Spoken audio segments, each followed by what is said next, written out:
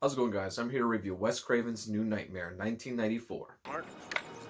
I'm doing a film about my nightmares as I'm dreaming them. In order for the movie to continue, it was dependent on me having more nightmares. Well, fortunately, I didn't.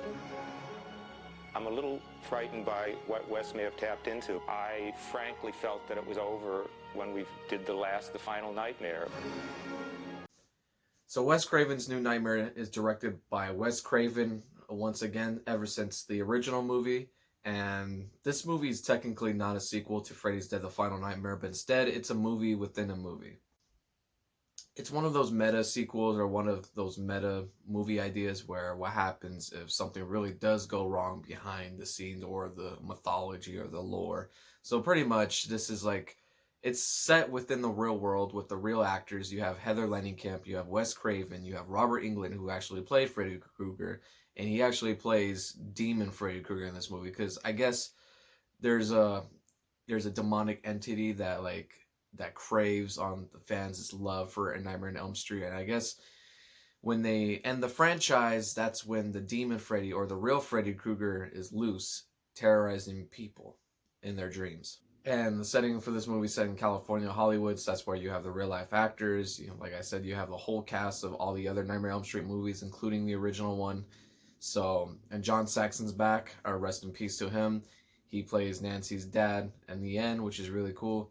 But yeah, like pretty much everybody's back in this movie playing themselves and playing their characters. But yeah, at the same time, there's a real Freddy Krueger in their dreams that are terrorizing them one by one. So ever since they stopped making the Nightmare on Elm Street movies, and it's up to Heather Langenkamp because she's the heroine, of course. She's Nancy. It's up to her to stop Freddy by making one more movie. If not, he's gonna keep killing people. That's pretty much the meta premise for this movie. The world of horror films suffered its own terror today as two of Hollywood's best-known special effects technicians were found dead. Part of the theme of the movie is becoming like part of the making of the movie. What did I think about this movie? This movie's honestly not bad. It's not a bad Nightmare on Elm Street movie. Technically, it's not a sequel. It's more like a meta sequel, a meta spin-off. I don't know. It's just Wes Craven's own take on the Nightmare on Elm Street after the first movie, I'm assuming, but technically this is not a sequel. It does go back to its original like scary and creepy roots, especially after the comedic Freddy's Dead: The Final Nightmare. So they Wes Craven thankfully make Freddy scary again. Of course, Freddy looks slightly different.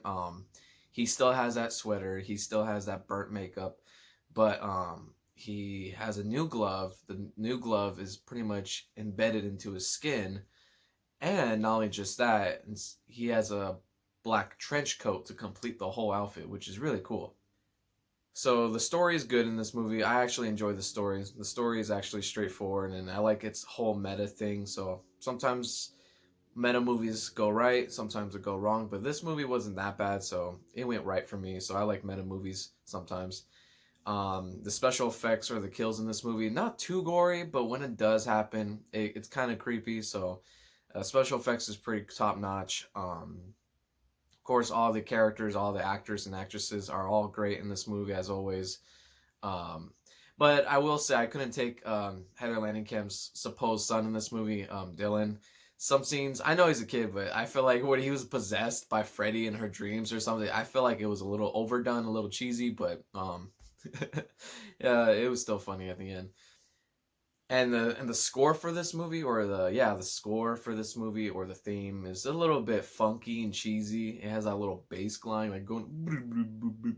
It's like I don't know. It sounds like straight out of like a Tim Burton Disney movie. I didn't feel like it fit in this movie for some reason, but other than that, everything in this movie is pretty fine, not bad, enjoyable, entertaining, and I like it. Happens in the movies. What happens when the story dies? The evil is set free. Now that the films have ended, the genie's out of the bottle. That's what the nightmare. So if I had to give this movie out of 10, I would give this movie 6.5 out of 10. It wasn't a bad Nightmare on Elm Street movie, but then again, technically it's still not part of the canon timeline. It's not a sequel. It's a different idea. I love how it goes back to its scary roots, but in the same time, um, there was just something about this movie I wasn't really quite feeling 100% up there. Like, I don't know. I felt like it was just kind of bland compared to some of the other good sequels, if you know what I mean. But it was still better than like Freddy's Dead. It's better than 5. It's better than 2. But I don't think this movie's as good as obviously the first movie, the third, and the fourth. But it's still not a bad Nightmare on Elm Street movie. But it just could have been executed a little bit better. But not a bad movie. So that was my quick review of Wes Craven's New Nightmare in 1994. Please leave a like, subscribe, and leave a comment. And I'll see you guys in one last Nightmare on Elm Street movie, the remake. Because I already covered Freddy vs. Jason. Cut the effect! Isn't there somebody who can stop him? That person's you. Why me? It was you that gave Nancy her strength. Where's my son?